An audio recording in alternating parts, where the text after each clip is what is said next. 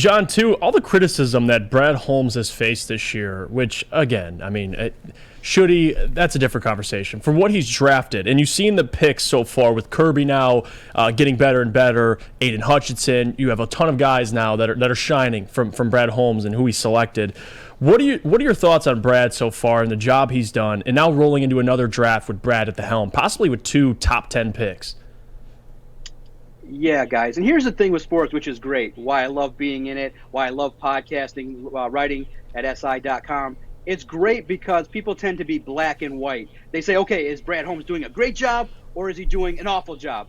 Well, I personally feel like he's doing a decent job, but there is room for criticism. Look, the Lions have not been a winning program, so obviously they pick high. So do you really think that Brad Holmes deserves a significant amount of credit for drafting Aiden Hutchinson when he's sitting right there at number 2? He's a homegrown guy. So Brad Holmes get credit for finding the likes of Malcolm Rodriguez, Kirby Joseph in the later rounds. But at the same time, I can turn around and say, man, you could have an argument that if you don't trade for Jamison Williams, if you add a defensive playmaker to a team that needs defense, you could have more wins than being at 3-6.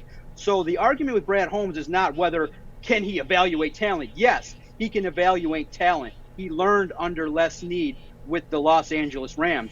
The part where you can criticize and look at is if different moves were made, if different picks were selected, if he didn't draft Levi Onwuzurike in the second round last year and you had a player that could actually see the field, maybe this rebuild that has been sold as a 3 to 4 year rebuild could be a 1.5 year rebuild, and the Lions could be sitting at 5-4, 6-3 right now. So you don't have to be black and white with Brad Holmes. You can like some of the young talent that he's bringing, but at the same time, you can criticize some of the decisions that he's making because I believe had certain decisions been made, the team could be further ahead. But for me, I'm looking at one decision when we move forward.